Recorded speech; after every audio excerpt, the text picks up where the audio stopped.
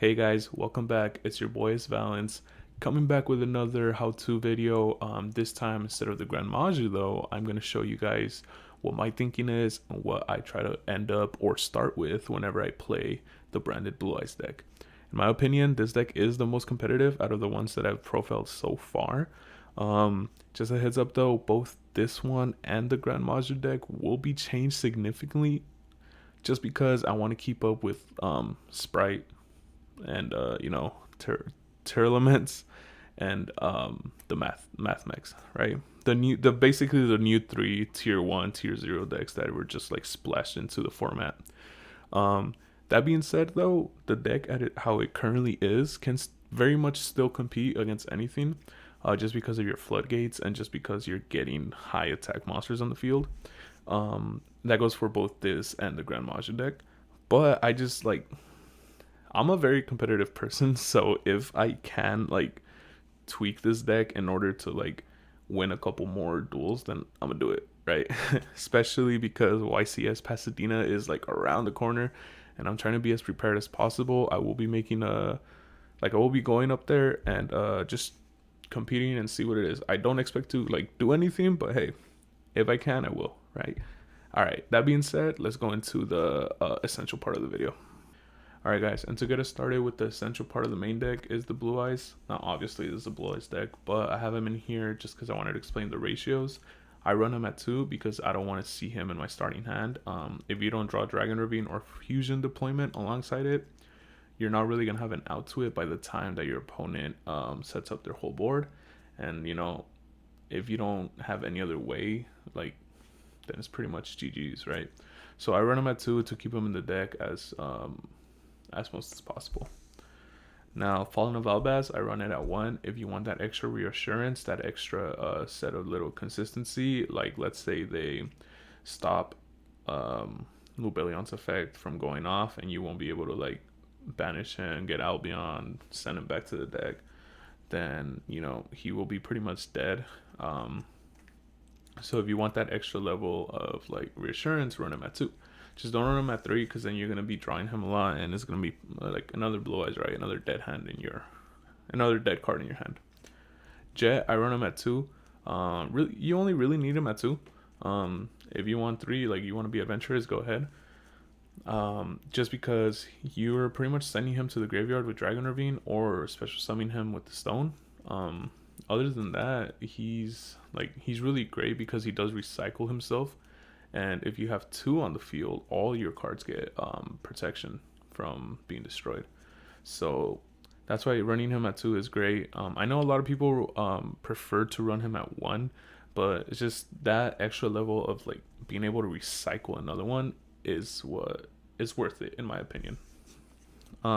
Ecclesia, I run Ecclesia at 1, and this is the only essential Dogmatica card aside from Punishment and Nadir Servant, because she could special summon herself, right, in defense mode, and she can be destroyed by extra deck monsters through battle, and you can search that Punishment or whatever other Dogmatica monster you want to run. We have the White Stone of Ancients. I don't run the Legends one just because I want to use this effect to special summon whatever Blue Eyes monster. If you run the Legend, you are locked into getting only the Blue Eyes White Dragon from your deck to your hand. So that's why I run this one. And I run him at 3. I run Dragon Ravine at 3, gets rid of a lot of your bricks, starts your combo. If you draw this and a stone, send the stone and another stone, and then you're able to special summon 2 cards, right? Just in case they stop the first one or they like DD Crow it, you still have the second option in there.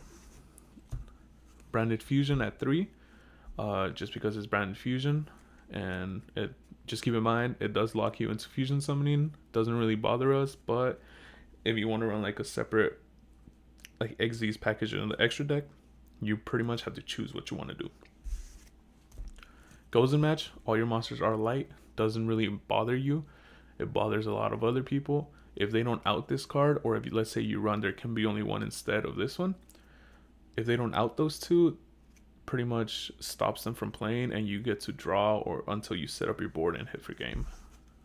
Nadir Servant at 2, it is semi-limited, but you do search the Dogmatica Ecclesia, you do send your Nadir targets into the graveyard, make their effects go live. It's really great. Fusion deployment at, depending on the ratio of blue eyes that you run. I did mention I run fusion deployment on -1 to the amount of blue eyes that I run. So in this version right now, I'm running it at 2. At 1, I mean. In the future, if I do decide to run 3 blue eyes, I will run it at 2. Ultimate fusion, I run it at 2. If you want to see it more in your hand, run it at 3. But I don't want to see multiples, and it is searchable with True Light. It is searchable with Bingo Machine Go and Predator Prime, Chimera Flesia. So you have a lot more like ways to get it on the field. And Imperm. Infinite Imperm, just because it is like the best hand trap in my opinion. It doesn't matter if you're going first or second. If you're going first, set it. You get that that row if they put it. If you go second, you have it in your hand. You don't have any monsters, obviously, so you're good to negate, and it's great. At 3, always run it at 3, and that is like for the main deck. What, in my opinion, are the essentials for any like sort of blue eyes or like blue eyes branded, just because this is what I found to be the most consistent and the most successful whenever I've taken it to any locals that I've gone to. Now for the extra deck, I have the Light Charmer, just because your monsters are light, and if you need to send them to the graveyard to make their effects go live, link them off, have this on the field. If you're up against a matchup that uses light monsters, you get to special summon. So let's say you go up against Eldritch, you're good to like steal their boss monster pretty much. Wind Pegasus at Igniter, your Nadir target that you should be running in the deck. I do have Super Poly targets as the essential.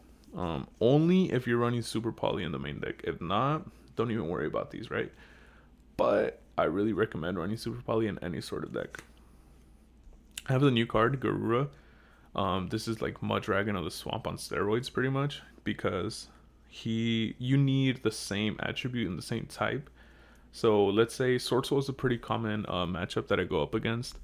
They lock themselves into Worm Summoning through one of their like plays, and when that happens and you have Super Poly set, you're more than likely to like meet the requirements for Garura. And if it's sent to the graveyard, you get a free draw, so not bad. Starving Venom, 2 darks, and yeah, its effect is super amazing. If they destroy it, all special summon monsters on their set field get destroyed. And Mud Dragon of the Swamp, same attribute, different type. Really great. And finally, Entis. Entis is probably one of the best Nadir targets, just because you get a free pop when it gets to the graveyard. So yeah, those are the main and extra deck essential cards. And now for the side deck, anti-spell fragrance, because most of your spells are quick play spells, and if they're not, and you're searching them with True Light or with Lord of the Heavenly Prisons, you're setting them anyways, so like it doesn't really bother you. A lot of like if they're playing Mystic Mine, or if they're running any sort of like field spell heavy, like they need to resolve their field, like Sky Strikers or Marincess, and they need to resolve that field spell, you get an extra turn with anti-spell fragrance. Dimensional Barrier, with Sprite, you can stop their boss monster. I think it's Gigantic Sprite. I'm not too sure on the name, but it is an Xyz, so you can go ahead and declare it Xyz when you summon D Barrier. You're not really running any Xyz in the extra deck unless you want to run Zombie Vampire because of triple tax. It doesn't hurt you at all. You're free to run your plays and you're free to stop them. Nib, I run Nib at 2 only because I have 2, but if I do manage to get the third one, I still might run it at 2 because same reasoning with Blue Eyes. I see it in my hand when I want to, and I don't when I don't.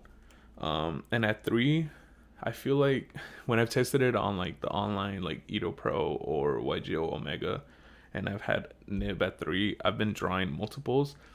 Or when I would rather draw, let's say, a Dragon Ravine or an Ultimate Fusion, I would be drawing a Nib. So at 2, it just adds that little extra level of consistency, in my opinion. And Twin Twisters. Again, Twin Twisters, I have it just because it can get rid of the bricks in your hand. If you have multiple blue eyes, or if you have a stone that you haven't sent to the graveyard, you activate this, send the stone or the blue eyes for cost, and get rid of their back row. So it depends. If you want to run Cosmic Cyclone to banish instead of sending to the graveyard, like a lot of the branded stuff that is in the graveyard, they can find a way to play around that. You want to banish it instead, right? So this is really interchangeable with Cosmic Cyclone, and all these cards are played at 3. Like, I play this in 3s except for Nib. Aside from that, let's go on to a couple test hands and let's see. Hopefully I get to show y'all how consistent this deck is and like what I try to go into, right? All right, guys. And then, let's go into the test hands. Right now I will be shuffling real quick. While I'm shuffling, I do want to touch on something. So when I say like essential cards and I say that you need to run this card, I mean no matter what like variation of branded blue eyes or blue eyes really that I'm gonna be playing, these cards will make an appearance. Same thing goes for the Grand Maju video. I'm not saying that you need to run these cards or that you like, the deck doesn't work without them. I'm just saying that those are really the cards that I go into whenever I play in locals, or like because if you're watching a lot of like deck profiles on the same, like if you want to build a branded blue eyes or a Grand Maju deck, and you're seeing a lot of the cards, the same cards, there's a reason for that. There's a reason for Dragon Ravine, there's a reason for Super Poly, there's a reason for all these cards. But at the same time, these deck profile vids are just templates. So if you want to grab maybe just 1 or 2 cards from this video and do everything different, like, go ahead. But yeah, that being out of the way, let's go into the first test hand. This deck can pretty much go first or second, it doesn't really matter, but let's say we're going first in this scenario. So we're gonna draw a stone, Dragon. We already got our 1-card combo right here. Jet, Skill Drain, and Ice Dragon. Really great starting hand. And we are going first. So in this scenario, what I would be doing, I would activate Dragon Ravine. Dragon Ravine set, activate, sending the stone for cost, right? When I send the stone, I will also be sending a blue eyes. That just happens to be the bottom of the deck. So I send the blue eyes. I have both the stone and the blue eyes in the graveyard. I don't think I'm gonna be searching anymore, so I will be shuffling. Actually, I lied. End phase. Don't forget about the end phase effect for the stone. It's really easy to like send it to the graveyard and just think nothing of it. It has happened to me before where I've had multiple, like this one time I had 2 stones in the graveyard and I completely forgot about them until their main phase, and I wasn't gonna say, oh, can we run it back? Just so keep in mind that when you do have those in the graveyard, don't forget to activate them. I will be setting Skill Drain, and I will be setting Ice Dragon's Prison, keeping Jet in my hand. End phase effect. Now, you could either summon the second Blue Eyes, just in case we do draw Ultimate Fusion, but what I would much rather do is I will be summoning the second copy of Jet Dragon. Just because since Blue Eyes is in the graveyard with Dragon Ravine, Jet Dragon is already live. If it destroys a card, so now backrow removal doesn't really matter, right? Lightning Strike, we're not scared of it. Cosmic Cyclone, we're not scared of it. Harpy's Feather Duster doesn't matter because we have Jet Dragon on the field. If they do destroy Jet through battle or whatever means, since we have Blue Eyes in the graveyard and the Jet in our hand, as soon as this goes, it just goes back. So that's why I'm summoning Jet on the field instead of the vanilla Blue Eyes. So I just shuffled it. Let's give it another quick little pile shuffle. Okay. This is what I would do. I would save Skill Drain until I draw Ultimate Fusion, or unless you're getting a little too like setting up a lot of their negates, I would activate trigger like chain Skill Drain. Ice Dragon Prison, you could pretty much, as soon as they start like sending to the graveyard for cost and they have a monster on the field, you can activate it to special summon and non-target banish the same type. So we do have that extra added protection. So let's say a turn passes and Blue Eyes Jet is on the field still, or let's say this one gets destroyed, right? And this one gets brought back on. If we draw, we drew Dogmatic Punishment. So we set, we do our thing, we pass, we activate Dogmatic Punishment if they have like a boss monster. And from here, you have a lot of options, right? So you can send Neo Blue Eyes to give your Blue Eyes another added level of protection against any targeting. And it's a 45k, so Dogmatic Punishment destroys anything under the attack of the monster that you sent. That's pretty much sending any monster that they are able to get on the field. And then if you really wanted to, skill drain, good luck summoning an over 3k body without any effects of the monsters on the field. At this point, a lot of people would just scoop because remember, since the other Jet's in the graveyard, if they destroy him, it resolves in the graveyard, so you get him back. So like you start. That's why I'm saying that Jet Dragon is like super optimized at 2, because you're able to like keep going in this scenario when you don't really have, like, we didn't draw any branded, we didn't draw the ultimate fusion, we still have the Jet like coming back and forth. So that's right. And if we really wanted to as well, instead of using Dogmatic Punishment right here, when we drew it, activate Dragon Ravine again, right? So we haven't activated this. If we activate Dragon Ravine, send this, and we send a stone to special summon a Blue Eyes, and from there you could just like go on. You have 2-3k speed sticks. Next turn, activate Skill Drain. You have a Blue Eyes. You have the Jet, and like you have this, right? So good luck. It's really great because at this point you have 2-3k bodies. If you do draw fusion, ultimate fusion by the next turn, you get a free pop because you have a Blue Eyes on the field. So that was the first little test hand. Not too bad. Shame that we didn't see the branded fusion or like fusion deployment or anything like that. But we're still able to have 2 Jets in rotation, skill drain, and a Blue Eyes on the field. So it's still really good. It might not seem like it, but while you're playing, a lot of people won't be able to get through this, right? All right, guys, that's it for today's video. Pretty short, hopefully. Like, I know there's like this sort of stigma almost around Blue Eyes decks because you're only really using 4 or 5 Blue Eyes cards, and the rest are another engine. But in my opinion, there's a reason for that. Like, if you want to run any sort of competitive Blue Eyes, you need a different, better engine. That's why you have all these variations of Blue Eyes.